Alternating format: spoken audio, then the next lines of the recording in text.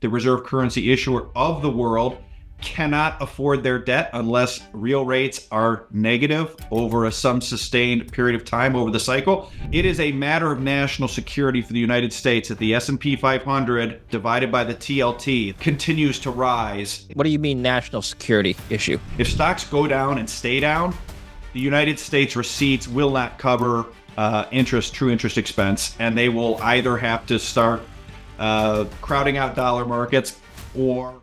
What do investors need to understand in a rising debt and perhaps even rising inflationary environment? We'll talk about the future of deficits, debt levels, and inflation, and monetary policy and fiscal policies in the U.S. and around the world, and how they may affect your portfolio with our next guest, Luke Gromen, who is the president and founder of Forest for the Trees. He was a founding partner of the Cleveland Research Company, former partner at Midwest Research, and he spent over 25 years working in equity and macro research. Welcome to the show, Luke. It's a pleasure to host you. Thanks for having me on, David. It's great to be here. I want to start with a bigger picture theme. In your Mr. X interviews, which subscribers to your work can access, you wrote that in one of your earlier issues, you wrote that when you say the USD-centric global monetary system is breaking down, what do you mean?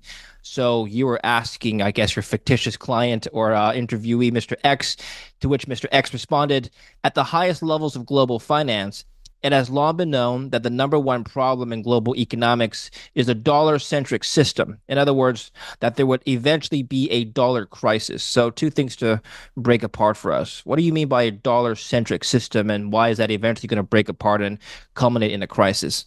Yeah, the dollar-centric system, in short, is the monetary system we have and have had post-1971, where the dollar is the reserve currency and the U.S. Treasury bond is the primary global reserve asset. In other words, where there are net surpluses earned by trading partners of the U.S. in particular, but globally, some substantial portion of those surpluses find their way into U.S. Treasury, specifically U.S. dollar financial assets more broadly. And that's the system. Essentially, we send the world dollars. We send the world our factories and our jobs. And then the world uses those factories and our jobs to make stuff and sell us stuff. And we buy those things with dollars, and we send those dollars to them, and then they take those dollars and recycle them back into U.S. financial capital markets. That's the dollar-centric system. That system is breaking down, has been breaking down for well over a decade, due to ultimately what has long been known, which is something called Triffin's dilemma, which is when the reserve asset of the world is also the debt of a country, sooner or later, the debt gets so high after accumulated imbalances are so high for so long that it begins to call into question the solvency of that nation, in this case, the United States. And ultimately, the debt gets so high that the only way the United States, in this case, can keep its debt credible on a nominal basis, in other words, avoid nominal default on U.S. Treasuries, is to print money, is to have negative real interest rates. In other words, in order to keep interest rates below the rate of inflation. That is not a sustainable system. When you have $35 trillion in debt like the United States does, there is no private sector profit-motivated investor who is willing to lose 200, 300, 500, 1,000 basis points a year relative to inflation to hold our bonds. And once you get to the point where you need that to happen just to prevent the system from collapse, the system's a dead man walking, and then you need to start moving towards something else. And that's what we've been for a number of years, and certainly post-COVID. Before we continue with the video, I'd like to take a minute to talk about investing during volatility. Now, in today's volatile economy, protecting your wealth is paramount. Gold has always been seen as a trusted safeguard, but what is another low-risk way to be exposed to gold? How can you maximize returns while potentially minimizing risk? Well, the answer lies in gold royalty companies like Metalla Royalty and streaming. Metalla has one of the highest royalty growth portfolios in the market, offering exposure to gold and the clean energy transition through their strategic copper royalties. This makes Metalla a dual investment in the future. By investing in Metalla, you gain the upside of gold and copper mining without operational risks. Their expert team has curated a diverse portfolio of over 100 royalties, minimizing risk and maximizing potential returns. Don't let inflation erode your wealth. Consider Metalla today to secure your financial future with the power of gold and copper royalties. Watch my full interview with CEO Brett Heath on inflation, Fed policy, and mining by clicking on the link in the video description down below.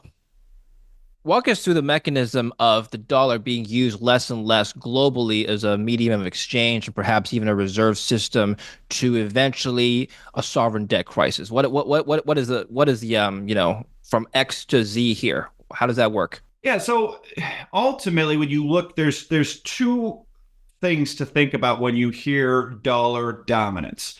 There is usage and there is storage. There is the usage, which is paying for things, and there is the storage of dollars, which is really treasury bonds. That's the reserve asset. So the dominance of the dollar in terms of usage hasn't moved that much. It's still high 80% when you look at sort of total global transactions. That hasn't moved a lot. The dollar's dominance of reserves has fallen sharply, particularly relative to gold, over the last 10 years. Global central banks have sold around $300 to $400 billion worth of treasury bonds on net. In the last 10 years, they have bought about $500 billion worth of gold bullion on net. And so you're seeing this shift away from storing treasury bonds, storing dollars as treasury bonds, towards gold over the last 10 years as there is a slow move away from the system. Now, within the usage side that I talked about earlier, there is a dynamic where there is a de-dollarization of usage in global commodity markets. Particularly led by China, as well as Russia, some others as well, where historically commodities were only priced in dollars. Over the last 10 to 12 years, that has shifted so that the marginal ton of commodities is now priced in yuan, a little bit in Indian rupees, some other currencies, but primarily in Chinese yuan. This does two things. It does chip away a little bit at the usage of the dollar, but not enough to matter. Where it really matters is it prevents the Chinese from having a 1997 Southeast Asia currency crisis. If China can only buy oil in dollars and commodities in dollars, they're going to buy more oil as their economy grows. They're going to need to, and other commodities. They have a finite number of dollar reserves. The price of oil and commodities goes up. The tonnage of commodity goes up. They run out of dollars with which to buy commodities, and then they have to do like Indonesia or South Korea or any of the other Southeast Asian nations in the late 90s, which is devalue the yuan massively, go into austerity, call in the IMF, and have a currency crisis, high inflation, depression, etc. That is simply a political non-starter for the Chinese. It's a red line, and the way you get around that is you switch the invoicing of your biggest import item, your biggest dollar outflow, which for the Chinese is commodities and oil in particular. You start switching it to yuan. You start getting trade deals with your partners that will sell to you in your currency instead of in dollars. And what that does is it basically preserves the dollar reserves of the Chinese and makes it impossible for China to have a Southeast Asia 1997 currency crisis. So there is some usage erosion of the dollar, but it's very strategic and geopolitical. The real de-dollarization action is happening on the storage side of dollars, where the global central banks have not grown their holdings of treasuries on net in 10 years. They're buying gold instead. Can you imagine a scenario in which the U.S. Treasury defaults on its sovereign debt? No, not in nominal terms. No, they will always print the money, in my opinion. I want to flip over to my screen now and show you a chart of the DXY. So the DXY, as you know, is the dollar measured in against a basket of other currencies. Over the course of the year, the DXY has pretty much erased all of its gains and then lost some. However, if you zoom out to, let's say, a 5-year chart, you'll see that the DXY has been trading range bound basically since 2022. And so this decline that we've seen since the beginning of summer isn't really anything new. How would you interpret this chart, both on a 1-year basis and also a 5-year basis? On a 1 year basis, I think what that chart is telling us is that the Fed is going to have to cut rates aggressively, despite what the economy is doing. The economy is clearly slowing sequentially, more for the low end than for the high end, but it's not that bad. And so I think ultimately what that chart is telling us is the Fed's, I think there's enough market participants realizing the Fed's cutting rates to help address the U.S. fiscal position. And so that's very negative for the dollar. And so I think that's the short-term look. I think when you look out over that chop, over the 5 years, that's, I think, a tale of two, sort of tale of three cities, really, right? We had COVID, and the Fed came in and did sort of whatever it takes to maintain Treasury market functioning. Really, that started at the end of 2019 with the repo rate spike. That was the first time the Treasury market really dysfunctioned. It was at the front end. The Fed came in 48 hours. They grew their balance sheet. They said it wasn't QE, blah, blah, blah. Market said, I don't care. It acted like it was QE. Dollar went down.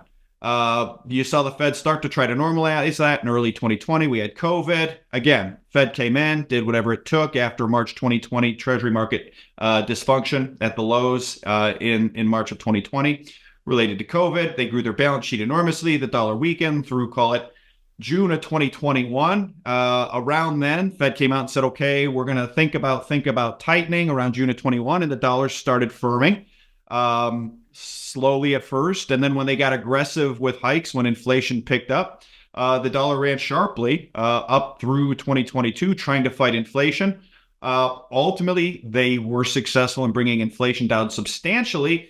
The bad news was that inflation was the only thing keeping the U.S. government solvent on a nominal basis. In other words, the U.S. government's true interest expense, as we measure it, which is entitlements plus interest, was about 105% of U.S. tax receipts in 2020, 2021. They needed to print the interest to basically not have to avoid either crowding out the global dollar markets, which creates a global crisis, or telling boomers or U.S. Treasury holders, we're going to have to short you this month. We're not going to be able to make the payment this quarter.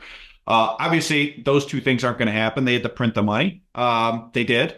They got nominal GDP up to a level where they were covering their true interest expense again. They tightened, and now they're not again. So I think this chop we've seen in the dollar has been sort of this fight of, I would say, traditional Wall Street and markets who are increasingly thinking the U.S. has a fiscal problem. That basically, hey, the Fed's going to go higher for longer because they can. And then markets say, no, they can't, because they're not going to be able to cover their true interest expense with receipts.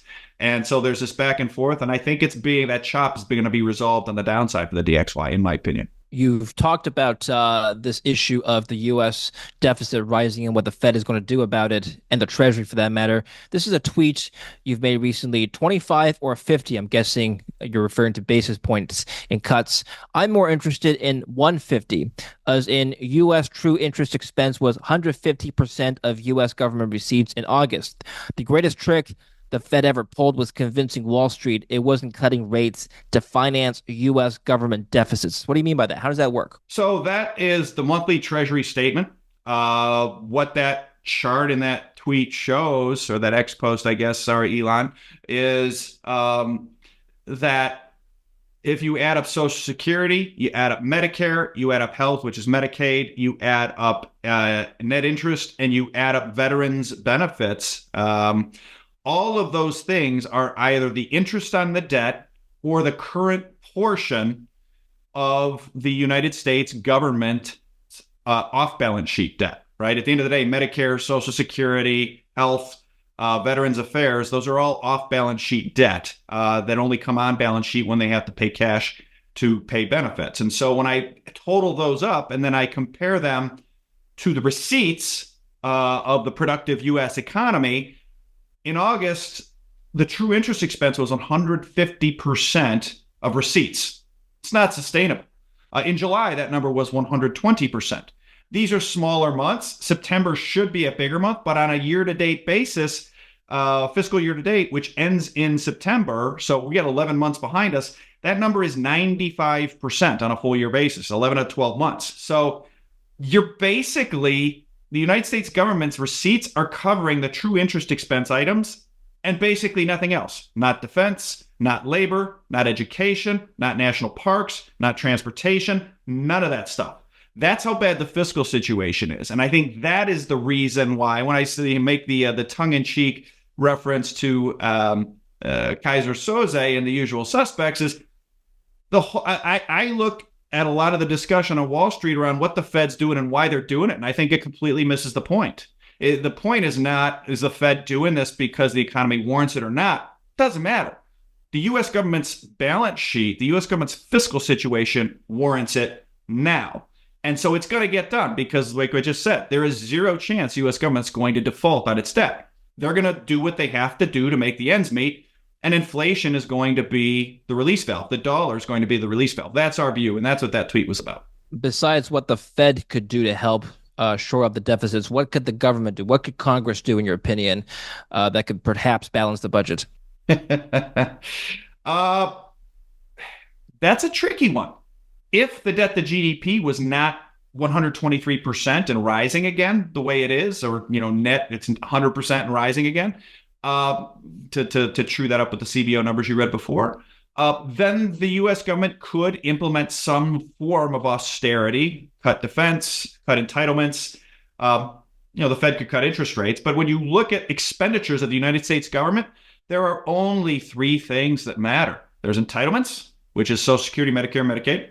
There's defense, and there's interest. That's it. Those are the only things big enough to matter. Those three things alone are about 120, 125% of receipts. So you have to, if they wanted, right now we're running about a 7 to 8% of GDP deficit. If they wanted, with full employment, which is unprecedented going back 60, 70 years, if they wanted to take that back to, say, 3% of GDP deficits, that implies a 5% of GDP spending cut immediately. That implies a 5% drop in GDP immediately. To get that without cutting rates, you would have to cut entitlements or defense by 25 to 30% immediately and permanently. Neither of those things are going to happen, but you could do that. Now, if the debt wasn't 120%. But because the debt's 120%, what you're going to do by cutting 5% of GDP just to get the deficit back to 3% of GDP is you're going to trigger a recession. And in recessions, the deficit rises by 600 to 800 basis points of GDP.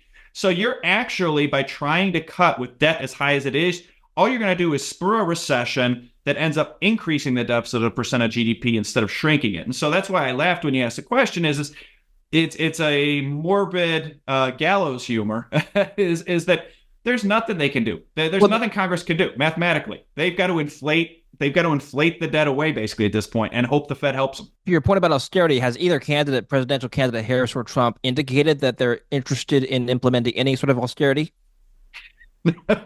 Not anything I've seen from them.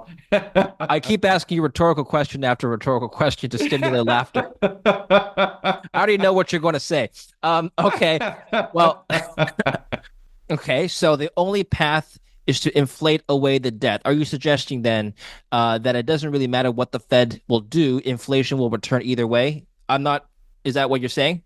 Ultimately, yes, but the path does matter, and that's why it's something we've been telling our clients for the past year and a half or so has been maintain an overweight position in Treasury T-bills at 5% because you're getting paid and it gives you get paid to wait and it gives you some ballast and it gives you some optionality because anytime the Fed doesn't play ball, you're going to get what we had in the third quarter of 2022 and in the third quarter of 2023, which was dollar up, long rates up, gold flat to up, and everything else down. Because ultimately, if the Fed doesn't play ball in terms of basically keeping rates low enough to inflate away the debt back to some sort of sustainable debt to GDP number, you're going to get the U.S. government crowding out global dollar markets, which then sends the dollar up. As the dollar goes up, foreigners who have borrowed, call it $13 trillion in dollar-denominated debt, but also own about $8 trillion in treasuries. They start selling treasuries, start selling dollar assets in order to defend their currencies against the rising dollar as the U.S. government crowds them out. So at any given point in time, the Fed can squeeze assets down, dollar up. But increasingly, the longer they go, there's really only one option, which is we're going to have a period of significantly negative real interest rates with cooperation of the Fed and Treasury and inflating away this debt for some period of time down to a sustainable debt to GDP level. It's projected by several think tanks, including the Penn Wharton budget study, that both Harris and Trump would likely increase the national deficit over the next 10 years due to their policies. So Harris by the order of 1 point something trillion, Trump 5 times that, according to this estimate. So either way, we're expected to get higher deficits. It's interesting because both candidates have promised to prioritize fighting inflation in one of their economic goals. So how is it that they're able to do that, fighting inflation, if their budget proposals would also increase the deficit, which one could argue is inherently inflationary? Because they never have someone like you moderating debates. Okay. That's why you would never get invited to moderate the debate, because you would ask an uncomfortable question that the American public doesn't want to hear the answer to. There is no way. There's Well, let's evaluate what they've promised to do. Trump has said that one of the things that he wants to do is to drill more. So if you drill more oil, in theory, the oil production increases, oil prices go down, Americans pay less at the gas pump, and of course, oil being an input commodity for a lot of different things, that would presumably bring down your input costs for production and manufacturing, which would help inflation. On Harris's side, she wants to increase, among other things, the housing supply to make housing more affordable. And if the home prices don't go up as much, presumably other things in the CPI would follow. So let's evaluate what I've just said so far. Let's take Harris's first, because it's easy to do really easy to do a metaphor, which is to say she wants to give $25,000 to home buyers to make housing more affordable. When I went to college at the University of Cincinnati, I paid $7,000 a year in tuition. The government gave me, and lots of people like me and lots of people since, cheap loans to go to college. Today, college at the University of Cincinnati costs $22,000 a year. I know because I just cut the last tuition check for my son about 6 months ago. So, same college education, same teachers, nicer buildings, better football team, worse basketball team. But my point is that when the government gives you money for something, all that ends up happening is the price level of that thing goes up. And that's what will happen to housing. So her plans with giving money to people to buy stuff is inflationary. Trump, it's a little bit more black and white as it relates, or a little bit more shades of gray. I think ultimately oil, more drilling is probably good for industrial production. I think it's good for nominal GDP. I think it's good for lower oil prices and for U.S. industry. It's probably actually good for the dollar as opposed to the Harris plan because you're creating, when people want to buy American oil offshore, they need dollars to do it. And so there is a kind of ability to use American oil to soak up dollar balances offshore conceptually. And so it does support the dollar. We've seen that over the last 15 years with the shale revolution. So, now some of the other things he's talked about, I think, are inflationary. So it's, when you talk about putting 100% tariffs on countries that are ditching the dollar, right? I hear lots of economists doing song and dance. End of the day, I heard one person say, Trump say, well, these countries will pay for the tariffs. Okay, great. Guess what they're going to do to pay for the tariffs? Assuming you can force them that. They're going to sell treasury bonds. So when they sell their treasury bonds that they have in savings to pay for the tariffs, you're just shuffling money from one pocket to the other. At the end of the day, you still are going to have interest rates going up. or upward pressure on interest rates, I should say, to be accurate, if you're going to force foreign trade partners to pay for their own tariffs. It's not like they have a dollar printing press. They're going to sell the dollar savings they have, which is either going to push stock prices down or bond prices down to finance that. So there's more puts and takes to the Trump side. The spending stuff I've not seen on what he's said, but those are sort of initial thoughts on both as you lead them out. Well, let's just scenario game play this out. So Trump wins. Suppose he wins. So China wants to buy oil in yuan, like you said earlier, from whatever country, Russia, doesn't matter.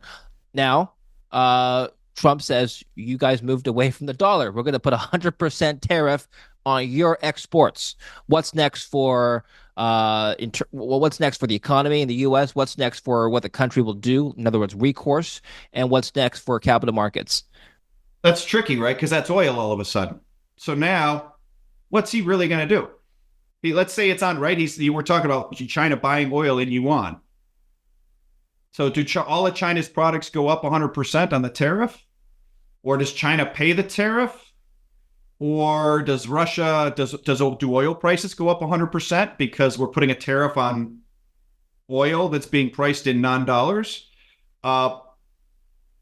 If that happens, like the bond market tanks. Either way, sort of the dirty little secret is that China's factories de facto back the U.S. bond market.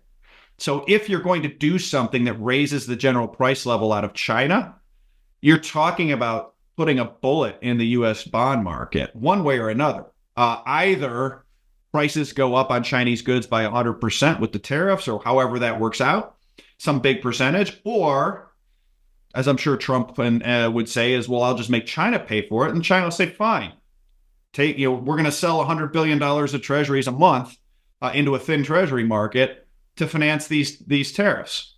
And you're still getting downward pressure on the bond market, upward pressure on rates. So it's a little bit of 6 of one, half dozen of the other. So I tend to think Trump saying those tariffs, I think that was, Trump being Trump, which is he throws out, Trump's MO is, if you want a dog for Christmas, ask for a supercharged Ferrari, right? And so I think the 100% tariff comment was, I want a supercharged Ferrari for Christmas because I'm hoping to get a pet hamster. I'll let the audience digest that analogy. Let me flip over my screen one more time. Flipping over to the Harris camp. Now, she wants to fight inflation by implementing a anti-price gouging legislation. So she wants to ban price gouging. So this is the CNBC article dated August. Harris to propose federal ban on corporate price gouging in food and groceries. She said at a campaign event, there's a big difference between fair pricing in competitive markets, and excessive prices unrelated to the costs of doing business. Americans can see the difference in their grocery bills. This is a CNN article. She said, my plan will include new penalties for opportunistic companies that exploit crises and break the rules. Okay, I mean, that sounds good and fair in theory. Will it work? It's never worked anywhere else, but maybe this time it's different. No, in all seriousness, look, if she wants to stop this, then, she has an easy way to do it. It's called the antitrust laws. She could go in there and be Teddy Roosevelt and start breaking up companies all over the place. Break up big tech, break up big airline, break up big food, break up big fill in the blank. And that's well within her purview to do. Presumably, as a lawyer, she knows she could do this. I don't hear her talking about doing this. I suspect I know why, because if she tried to do it, she would quickly not be the candidate anymore, or she would lose because she needs their money. So I look at what she's saying as it sounds good. It gets votes from voters who might not know better.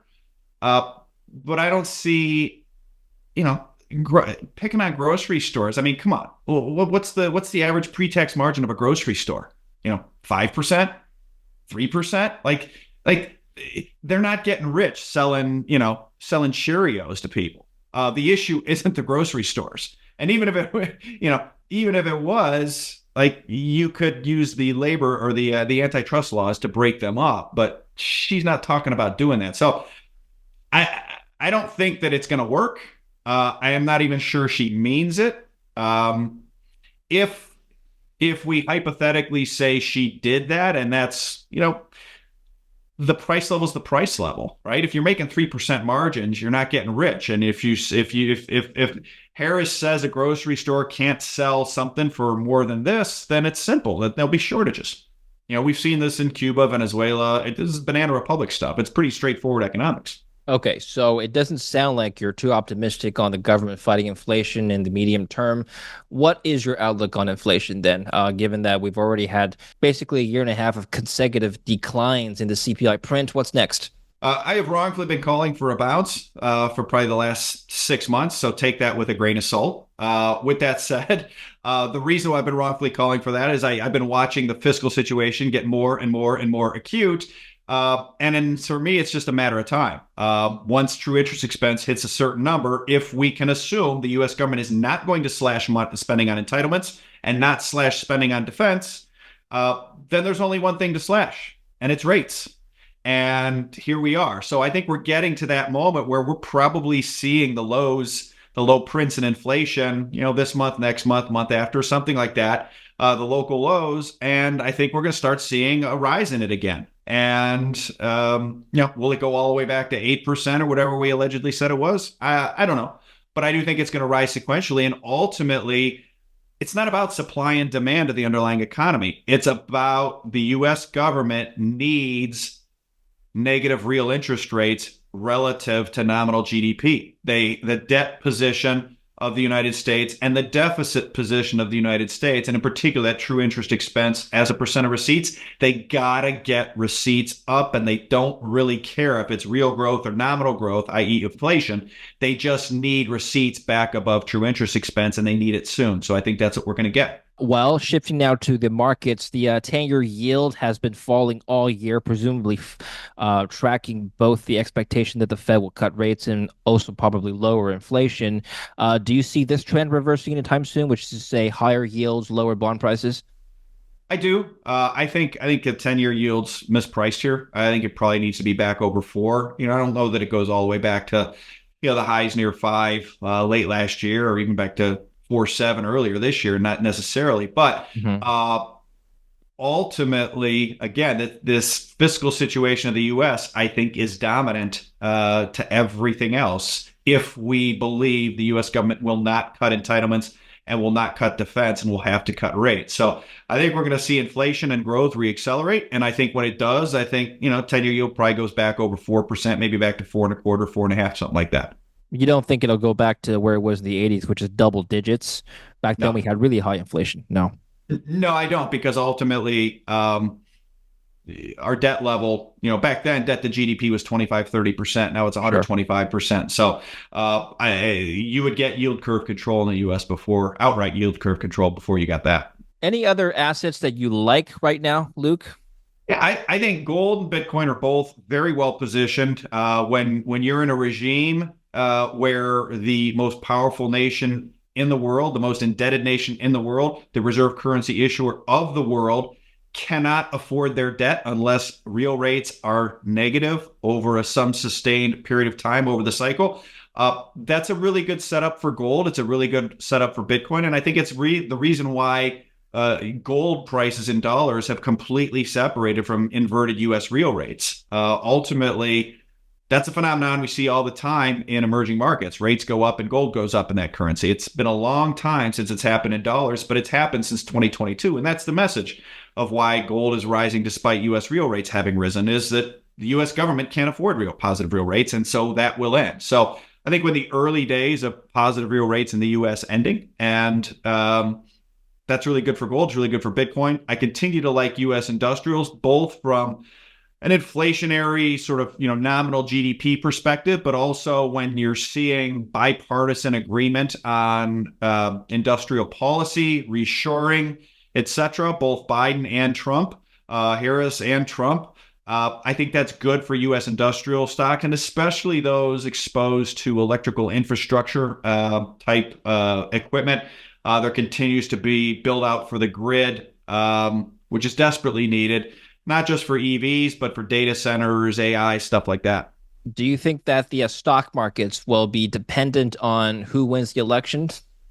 Maybe for a cup of coffee, but ultimately, policymakers over the last 30, 40 years have allowed our economy to evolve such that uh, the stock market effectively is the driver of marginal U.S. consumer spending, and consumer spending is two-thirds of GDP. So it leads to this paradox, if you will, where we've studied IRS data, and it shows that 200 net capital gains plus taxable IRA distributions are 200% of the annual growth in U.S. consumer spending. In other words, if stocks don't rise, U.S. consumer spending can't rise. And if U.S. consumer spending doesn't rise, U.S. GDP can't rise. And if U.S. GDP doesn't rise, with debt to GDP at 120%, the U.S. has a debt spiral. So,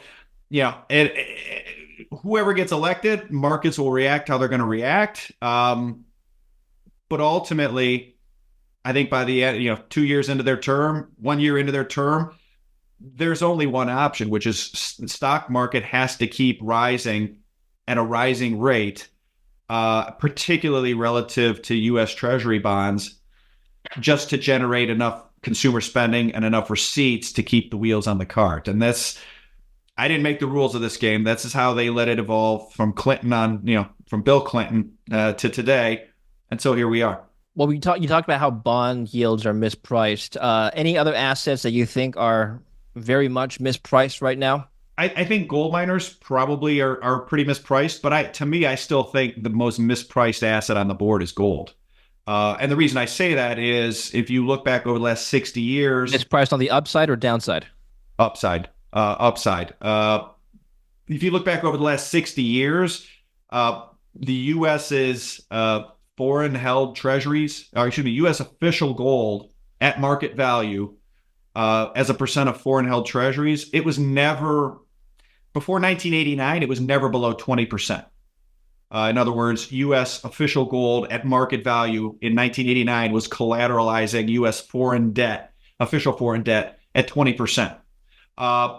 Most of the prior 60 years, it was at 40%. Today, the number's at 8%. 8%. In 1980, when we had a legit gold bubble, it was at 131%. So, gold would need to rise about 3x just to get to the low range of the long-term range of where gold would be given our long-term ratio of official gold at market value relative to our foreign debt. If we had an honest to goodness dollar crisis, not that that's what I think is going to happen, you'd need at least 5, 6, 7x in terms of the increase of gold prices. So to me, it's just so mismarked relative to history. Well, it's already broken new all-time highs consistently over the last year. $2,600 is the latest price that we're speaking at. So, I mean, what's next, do you think? I think it's going to 3,000. Then we'll see from there. But ultimately, you've got both an economic and you've got a geopolitical driver to it. The economic is that, for all of the talk about the BRICS currency, gold effectively is the BRICS currency. They are trading in non-dollars and they are settling on a net basis in gold at the central bank level. And I think that's going to continue. That is good for gold demand, especially when you look at, just global oil markets alone in annual physical production, dollar terms are about 12 to 15 times the size of annual gold production. So huge bid possible from global trade as just a little bit of global trade increasingly gets net settled in gold at the central bank level.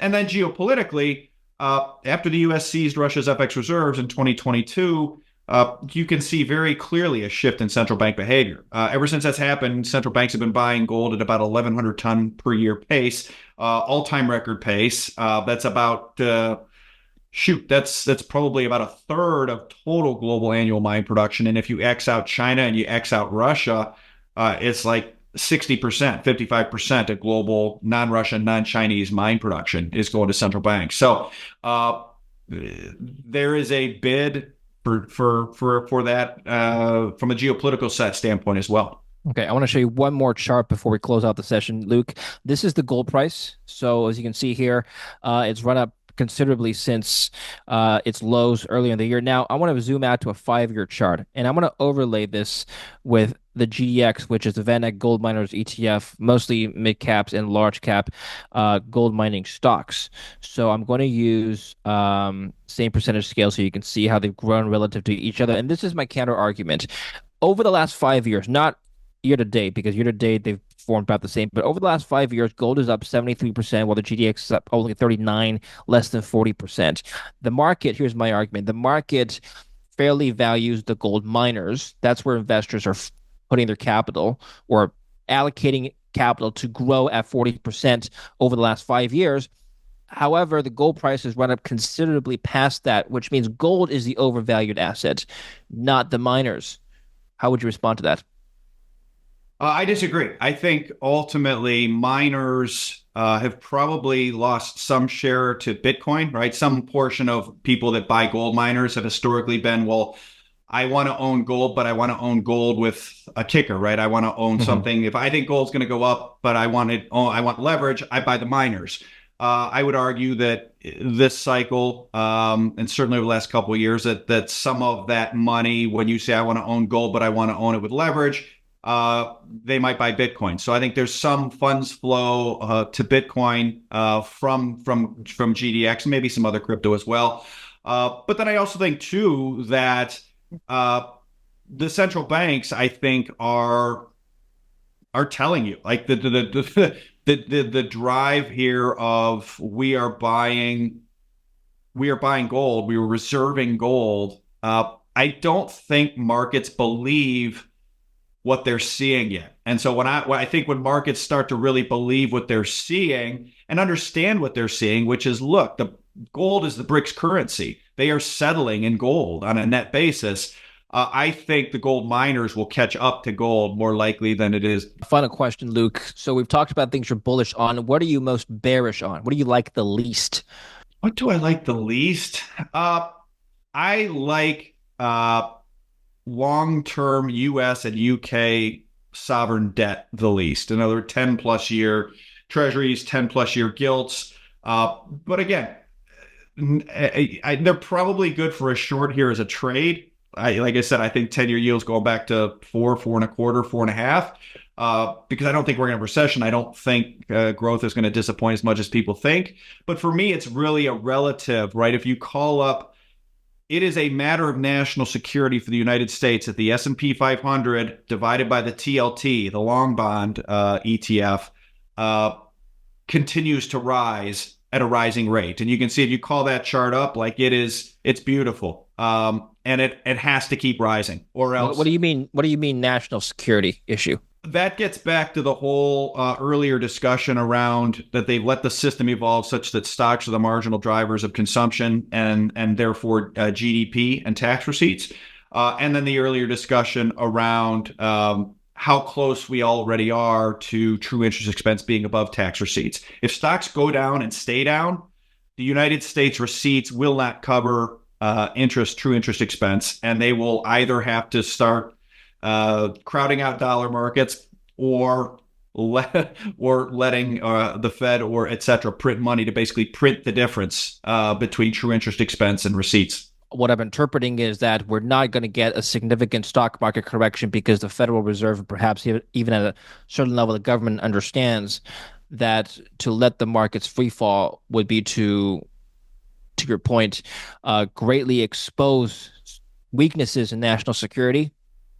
Weaknesses in the treasury market, weaknesses in their funding. It would expose that they are critically dependent on stocks going up to fund their own fiscal largesse in Washington. And we saw a very brief glimpse of that in 2023 when fiscal 23, right? 2022, 2023, when the Fed hiked rates, the deficit went from $1 trillion to $2 trillion in a year. And it was heavily driven by stock prices falling by on non-withheld tax receipts, which is code for stock options and other stock related comp. So that's what I mean by it's a matter of national security. They're not going to let themselves be defunded by a falling stock market. So I think we're in a stock market environment with Argentine characteristics, which is to say, in dollar terms, I think stocks keep going up. I think in gold terms, the stock market has been flat. S&P's been flat for several years in gold terms, and I think going forward, I think the S&P is going to fall in gold terms. But in dollar terms, I think the S&P is going to rise. Okay. And final question. You mentioned that we're not yet in a recession. What signs would you look at for you to conclude that we are heading into a decline? I would be looking for probably the combination of a big decline in receipts and a big increase in unemployment. Unemployment's a bit of a lag, but the reality is U.S. federal receipts are running up 10% on a trailing 12-month basis right now. They're up 6% on a trailing 3-month basis. It's not recessionary at all. It's actually very strong. So it's very uneven. It's regressive, but it's not recessionary. So I'd be paying close attention to the receipts in terms of what we're seeing before I would really start to get concerned that we're in a recession. And quite frankly, given what I just said, you need stocks down. You got to have stocks go down huge and stay down. And then you can have a recession because that'll take the receipts down. But other than that, I don't think it's going to happen. Excellent talk. Thank you very much. Where can we learn more about you? Read your work? Absolutely. People can find me at fftt-llc.com for more information about our various institutional and mass market products. And I've got a pretty active feed on X at Luke Gromen, LukeGromen, all one word. Okay. We'll put the links down in the description below. I encourage people to check out your conversations with Mr. X. They're very interesting. I like to have these conversations with myself as well, but they're not as enlightened as the ones that you put on your newsletter.